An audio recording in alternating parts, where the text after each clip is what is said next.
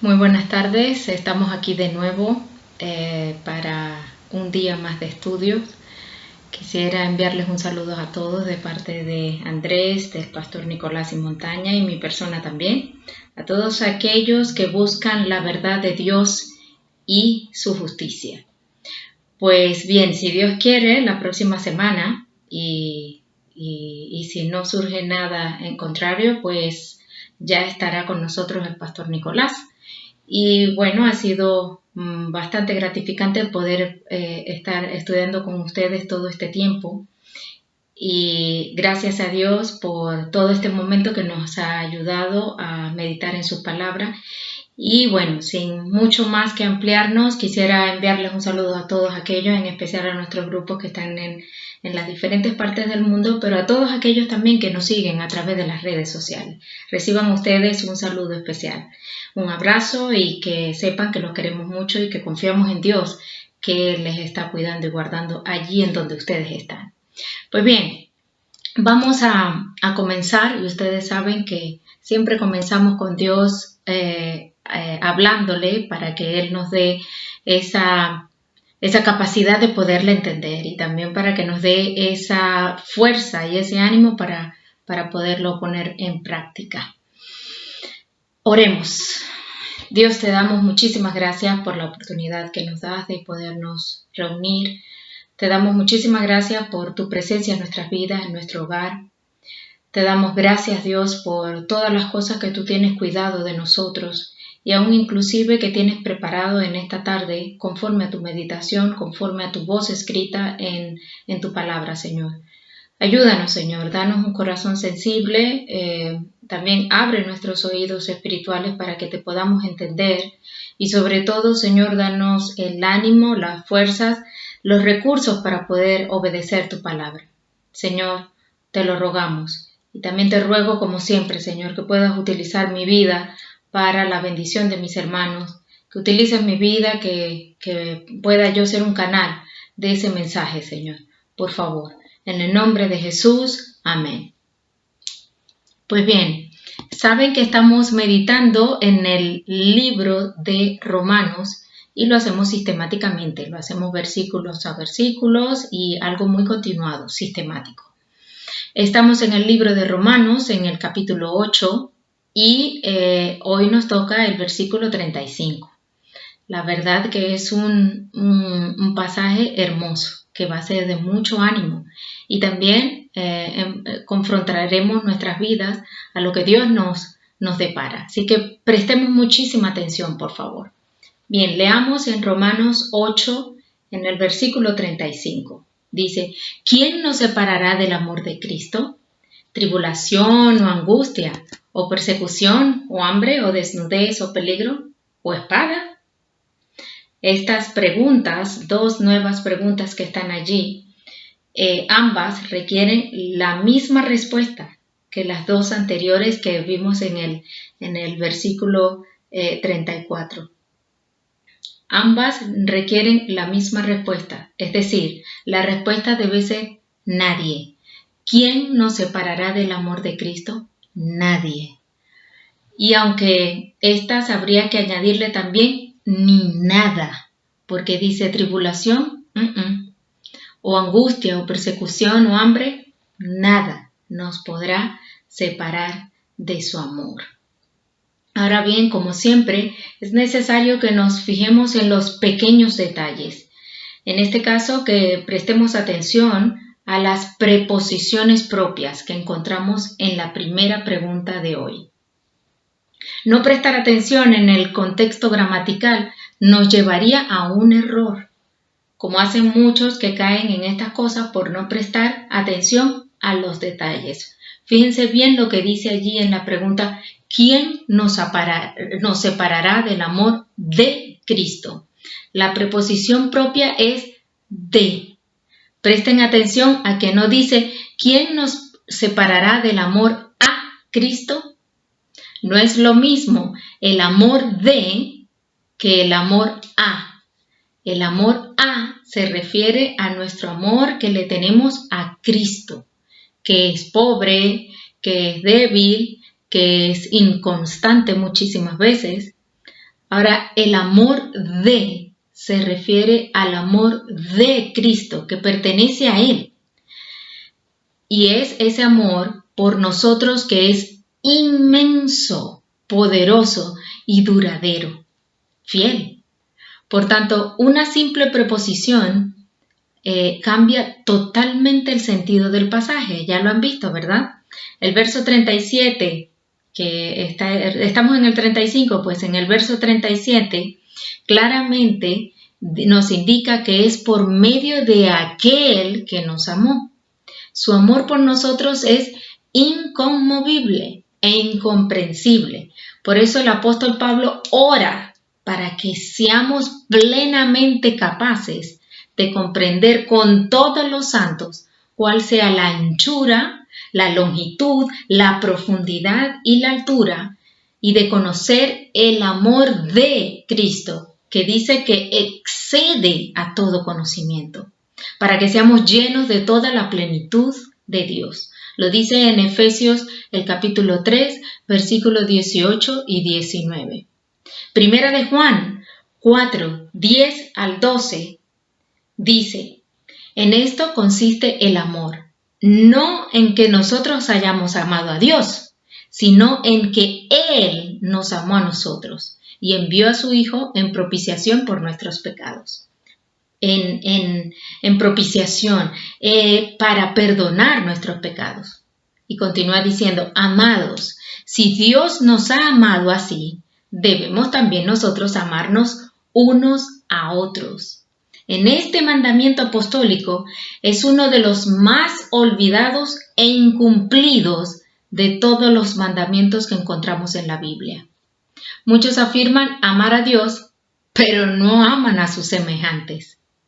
Es el mismo apóstol Juan quien dice: si alguno dice, yo amo a Dios y aborrezo a su hermano, ¿qué dice? Es mentiroso. Pues el que no ama a su hermano a quien ha visto, ¿cómo puede amar a Dios a quien no ha visto? Y nosotros tenemos este mandamiento de Él: el que ama a Dios, ame también a su hermano. Primera de Juan 4, 20 al 21. Dios es amor. Así lo dice la Biblia en Primera de Juan 4, 8. Y dado que Cristo es Dios, también Cristo es amor.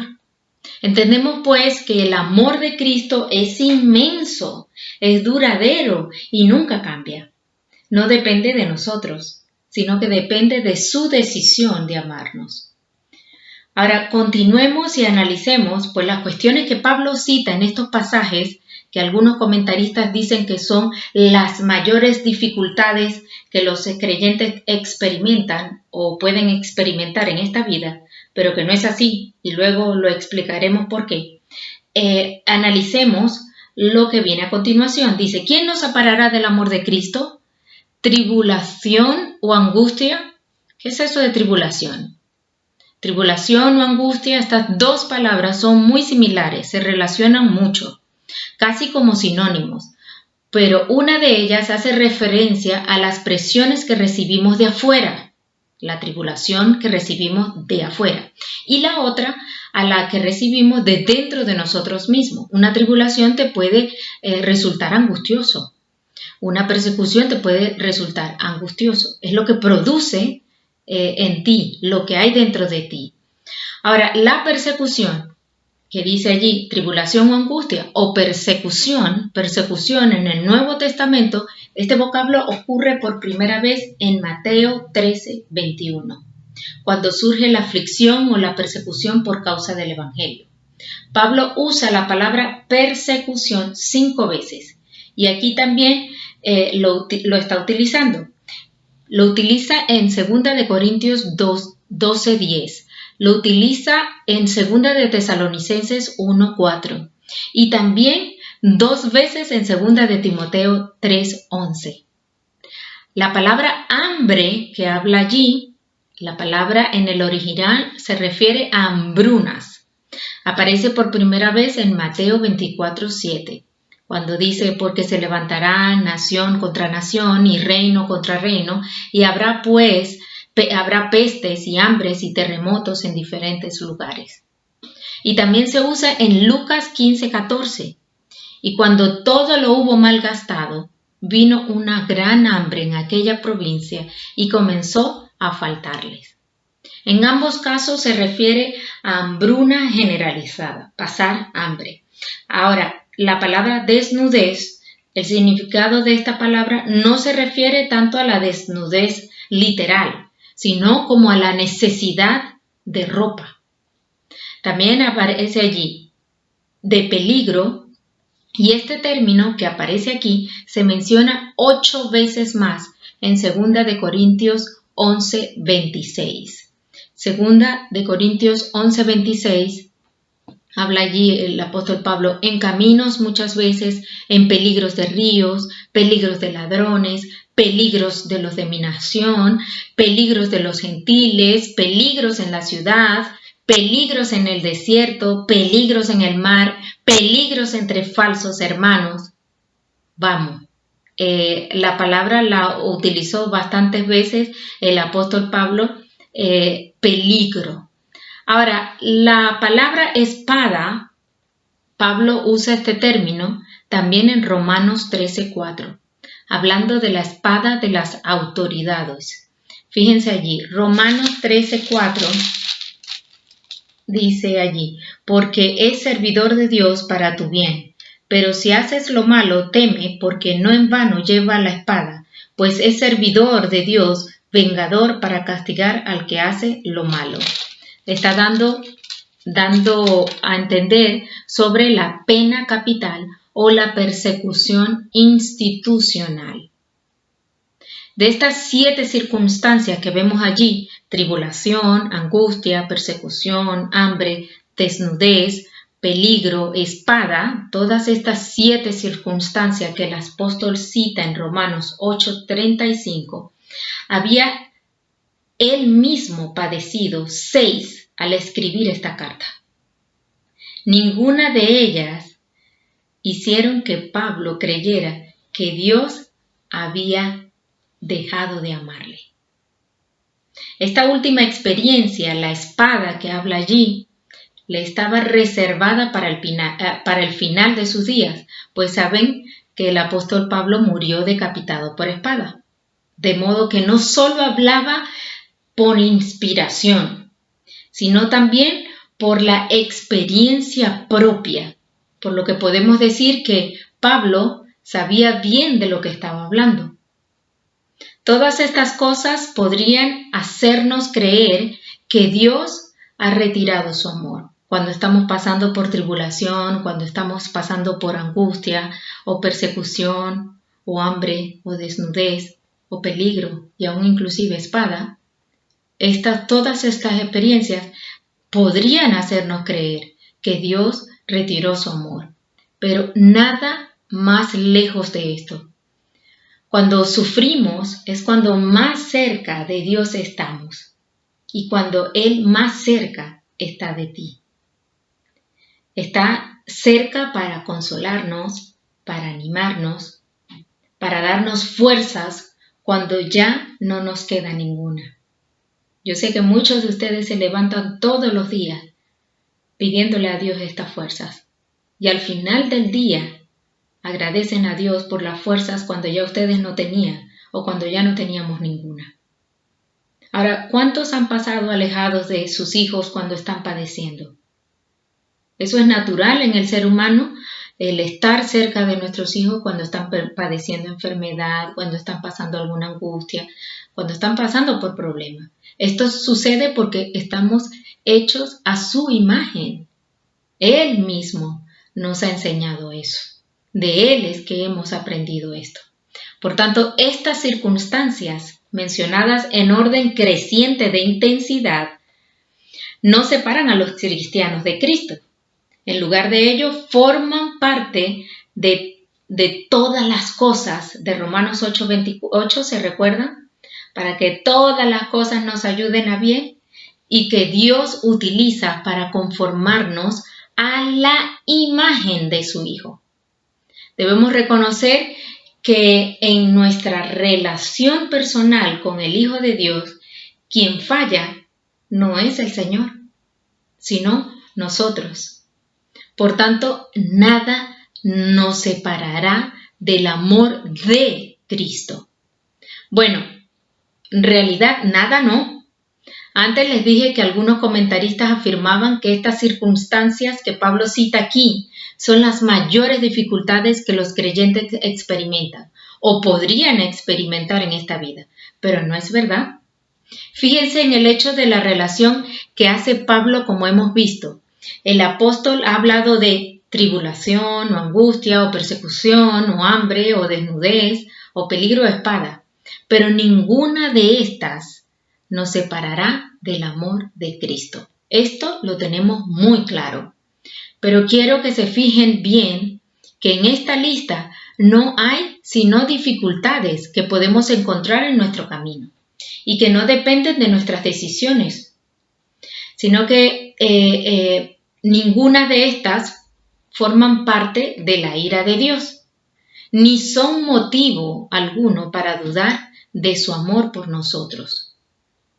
Mientras estamos viviendo en fe y en comunión con Dios, recuerden bien, ninguna de estas cosas nos separarán jamás del amor de Cristo.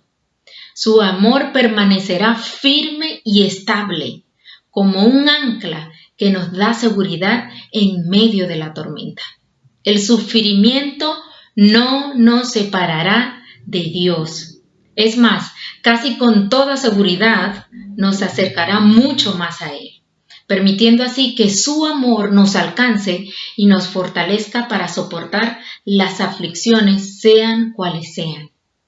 Ahora, yo les puedo decir por experiencia propia que no cambio ninguna de esas aflicciones, no cambio ninguna de esas tribulaciones y angustias que hemos tenido que enfrentar, porque cada una de ellas me han mostrado su cuidado y su amor, y me han ayudado siempre para bien. Aunque en el momento el dolor, la angustia, el sufrimiento me nubla los ojos y no puedo ver ese amor como quiero verle. Pero a pesar de eso, no cambio ninguna. Cada una de ellas recuerdo cada una de ellas las recuerdo y cómo Dios en cada una de ellas ha formado un área de mi vida.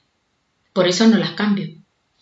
Y cada una de ellas también me ha unido más a Él y ha hecho que nuestra relación sea más cercana. Saben, hay amigos de amigos, hay familia que está alrededor nuestro y podemos decir qué bueno, pero no todos pueden estar en todo y por todo. Solamente el amor de Cristo es el que ha hecho que millones de veces y millones de personas ayudan a animar al pueblo de Dios todas estas palabras que alientan y llenan de esperanza para el que sufre. Sin embargo, quiero que presten atención a lo que les diré a continuación, porque aquí el apóstol Pablo no cita ningún pecado, porque el pecado sí depende de nuestras decisiones y sí que es peor que todas las cosas que Pablo mencionó y sí que nos separa del amor de Cristo.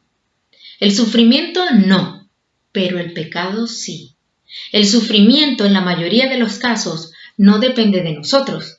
El pecado sí. La peor circunstancia que podemos padecer en la vida cristiana es cuando sufrimos. No por lo que nos pasa o lo que los otros nos hacen, sino por nuestras malas decisiones. Esas que sí nos pueden separar del amor de Cristo, porque el pecado nos separa de Dios. Veámoslo, Biblia en mano, en Isaías 59, 1 al 2. Fíjense, Isaías 59, 1 al 2, que estas sí nos pueden separar del amor de Cristo. De esto no te van a hablar. Te van a hablar de que nada te puede separar del amor de Cristo. Pero hoy te quiero hablar de algo que sí nos puede separar. Isaías 59, 1 al 2. Dice, he aquí, que no se ha acortado la mano del Señor para salvar, ni se ha agravado su oído para oír. Pero vuestras iniquidades han hecho división entre vosotros y vuestro Dios. Pero vuestras iniquidades han hecho división entre vosotros y vuestro Dios, y vuestros pecados han hecho ocultar de vosotros su rostro para no oír. Aquí podemos ver claramente que nuestros pecados nos separan de Dios. Hacen división entre nosotros y nuestro Dios. Esto no es ninguna contradicción con lo que Pablo dice. Se trata de dos cosas diferentes. Pablo habla de circunstancias ajenas al creyente. Aquí se está hablando de pecado. ¿Creen que esto solo podía ocurrirle a Israel? ¿O puede pasarle también a la iglesia? Digámoslo de este modo, si cualquier miembro de la iglesia peca y no se arrepiente o acaba practicando el pecado, ¿creen que estará llevando frutos que glorifiquen al Padre y seguirá unido a Cristo? ¿O creen más bien que dejará de dar los frutos del Espíritu y se secará y los recogerán y los echarán al fuego y arderá? Meditemos en las palabras del mismo Señor Jesús en Juan 15, 1 al 8, que habla sobre esto. Sabemos por las Escrituras que Dios es santo y no se agrada del pecado. En Jeremías podemos ver la misma verdad allí en el capítulo 5, el versículo 23. Jeremías 5, 23 al 25, como está escrito. No obstante, este pueblo tiene corazón falso y rebelde. Se apartaron y se fueron. ¿Quiénes se apartaron? Ellos, el pueblo que tenía corazón falso y rebelde, se apartaron y se fueron. Y no dijeron en su corazón, temamos ahora al Señor Dios nuestro, que da lluvia temprana y tardía en su tiempo y nos guarda los tiempos establecidos de la siega. Vuestras iniquidades han estorbado estas cosas, y vuestros pecados apartaron de vosotros el bien. Allí lo dice Jeremías. Aquí vemos cómo el pecado y la maldad aleja la bendición de Dios de nuestras vidas, porque nos aleja de Dios mismo. Congregaciones y cristianos alejados del amor de Cristo son como zombies que están, pero muertos en sus delitos y pecados, apartados y alejados de Dios. Por eso Juan 3:16 y Romanos 5:8 dice, sabemos que Dios nos amó de tal modo que envió a su Hijo al mundo para salvarnos. Pero el mismo Señor Jesús dejó bien claro que el pecado no te lleva a la vida, sino a la muerte. Esto lo sabemos. Como está escrito en Juan 8:21, otra vez les dijo Jesús, yo me voy y me buscaréis, pero en vuestro pecado moriréis. Es evidente a la luz de pasajes como estos que el pecado sí hacen separación entre el ser humano y Dios. Algunos creyentes inmaduros piensan que pueden pecar y que no pasa nada. Porque, bueno, ¿quién te va a separar? Pero a lo largo de toda esta epístola, el apóstol Pablo ha estado dejando bien claro que el pecado no debe tener cabida en la vida de un cristiano. Fíjense, vamos a ver diferentes porciones de Romanos que ya hemos visto y que el apóstol Pablo está dejándolo bien claro. Romanos 1:18. Y ya lo hemos leído, ya lo hemos meditado. Romanos 1:18 dice, porque la ira de Dios se revela desde el cielo contra toda impiedad e injusticia de los hombres que detienen con injusticia la verdad. El pecado provoca la ira de Dios. Es lo que está diciendo allí. Romanos 2:12 dice, porque todos los que sin ley han pecado, sin ley también perecerán. Y todos los que bajo la ley han pecado, por la ley serán juzgados. Y en Romanos 2:12, no está en el 2:12. Está un poquito más adelante, dice, no reine pues el pecado en vuestro cuerpo mortal, de modo que lo obedezcáis en su concupiscencia. Dios no quiere que pequemos, no es parte de su voluntad para nuestras vidas. Romanos 3:23, por cuanto todos pecaron y están destituidos de la gloria de Dios. El pecado conlleva castigo eterno, todos lo sabemos. Y si eres de los que dices, comamos y bebamos, que mañana moriremos, estamos hablando de un tiempo no breve, sino eterno. Romanos 6:1-2. 6:1-2. ¿Qué pues diremos? ¿Perseveraremos en el pecado para que la gracia abunde? En ninguna manera. Porque los que hemos muerto al pecado, ¿cómo viviremos aún en él? Romanos 6:6 dice, sabiendo esto, que nuestro viejo hombre fue crucificado juntamente con él, para que el cuerpo del pecado sea destruido, a fin de que no sirvamos más al pecado. Y el 11:12 del capítulo 6 dice allí, así también vosotros consideraos muertos al pecado, pero vivos para Dios en Cristo Jesús, Señor nuestro. No reine, pues, el pecado en vuestro cuerpo mortal, de modo que lo obedezcáis en sus concupiscencias. Y en el 15 dice, ¿qué pues? ¿Pecaremos porque no estamos bajo la ley, sino bajo la gracia? En ninguna manera. Romanos 6:23, porque la paga del pecado es muerte, mas la dádiva de Dios es vida eterna en Cristo Señor nuestro. Como podemos ver en todos estos pasajes, Pablo deja bien claro que Dios aborrece y condena al pecado, razón por la cual podemos afirmar que el pecado sí hace separación de Dios y nosotros. Fíjense en Hechos 17:30-31, Dios, habiendo pasado por alto los tiempos de esta ignorancia, ahora manda a todos los hombres en todo lugar que se arrepientan, por cuanto ha establecido un día en el cual juzgará al mundo con justicia por aquel varón a quien designó, dando fe a todos con haberle levantado de los muertos.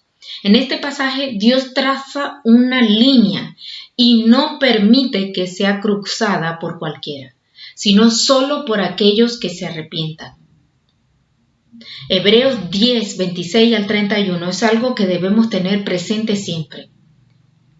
Cuando estemos entre la decisión de pecar o no pecar, porque recuerden bien que el pecado es nuestra decisión.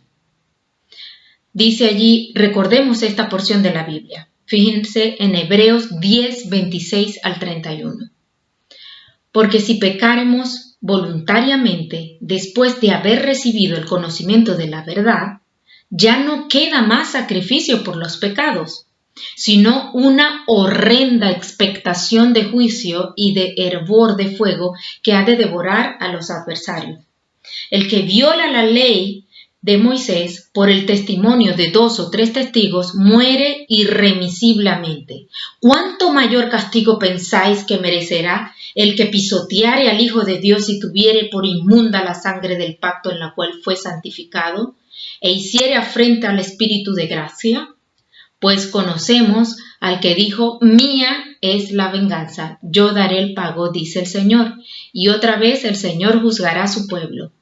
Horrenda cosa es caer en manos del Dios vivo. Por estos pasajes sabemos que Dios no admite la falta de fe ni el pecado.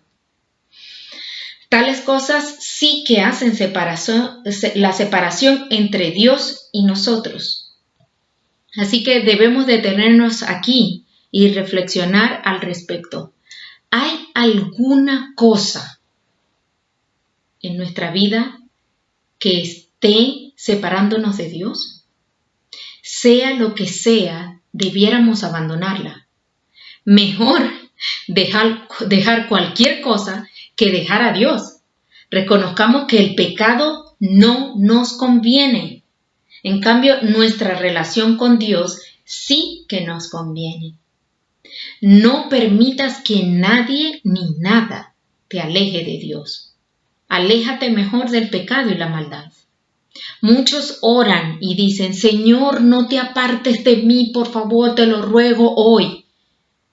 Y hemos visto que Él no se apartará de nosotros. Su amor está con nosotros. Es su decisión el habernos amado. Pero somos nosotros, con nuestra decisión de pecar, que nos alejamos de Él. Nuestra oración debe ser de arrepentimiento y de confesión. Vimos cómo el domingo pasado, a través de Nehemías, Dios nos hablaba de lo mismo. ¿Qué tiene que ver todo esto con mi vida? ¿Por qué Dios está insistiendo tanto? Y todos podrían decirme, bueno, Katia, entendemos que nada ni nadie nos podrá separar del amor de Cristo. Que esto no depende de mí, que depende de su amor, que es constante, que es verdadero, que es duradero. Él tomó la decisión de amarnos primero. Y de eso no tenemos duda. Entendemos que hay algo que sí puede separarme de su amor y es el pecado. Esto que depende de mí, solo de mis decisiones. Y de esto no debemos tener duda y lo debemos tener muy claro. Ahora, ¿por qué sigues tomando decisiones que te separan de Él? ¿Por qué tus deseos se alejan del deseo de Dios? ¿Por qué culpas a Dios que se ha alejado de ti cuando no te culpas a ti mismo que te has alejado de Él? Saben, entender a Dios no es tan difícil. Lo difícil es obedecerle, pero debes tomar una decisión. Lo más difícil no es entender que Él nos ama y que nada nos va a separar de Él. Lo más difícil es practicar que debemos alejarnos del pecado, que debemos alejarnos de nuestra maldad. ¿Saben por qué? Porque la mayoría no quiere alejarse, porque aman más la maldad, aman más lo del mundo que aceptar el amor de Dios.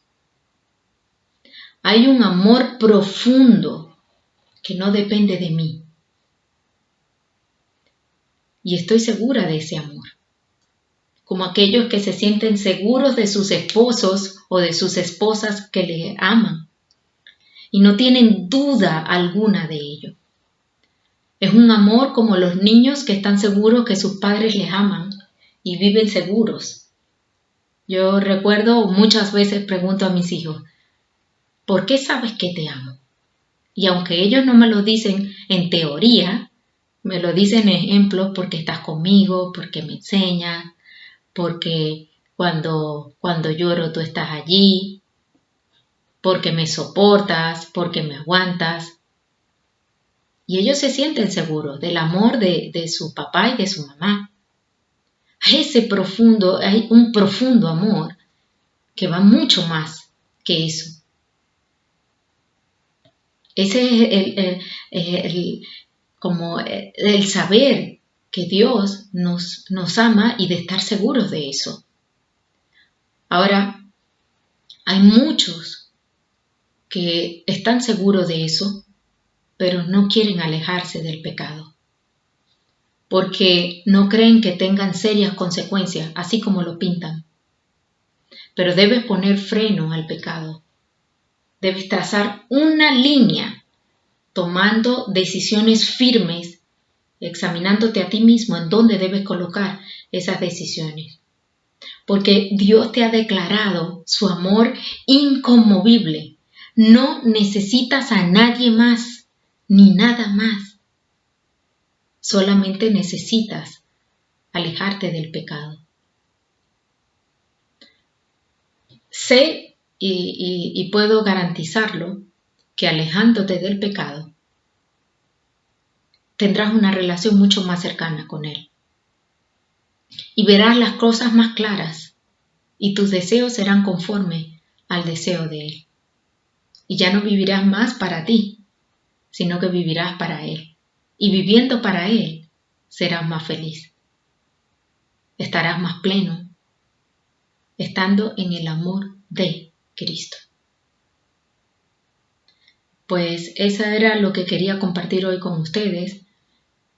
Quisiera que tomaran todas estas cosas y pudieran meditarlas. ¿En qué lado están? Que pudieran examinarse a sí mismos y ver qué es lo que realmente Dios demanda de ti.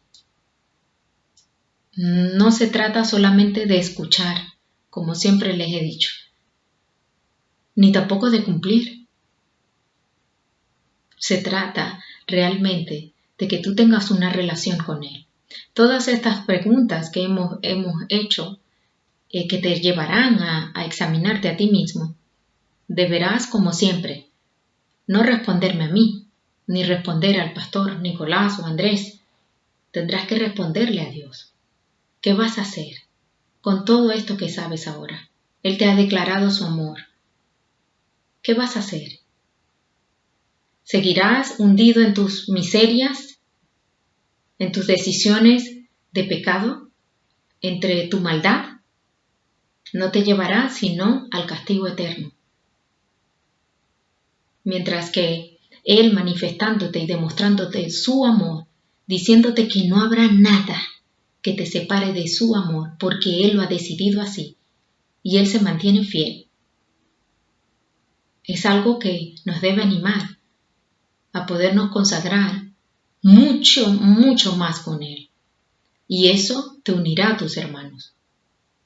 Eso hará que la iglesia esté más unida. No dependerá de ti o de mí. Dependerá de Él.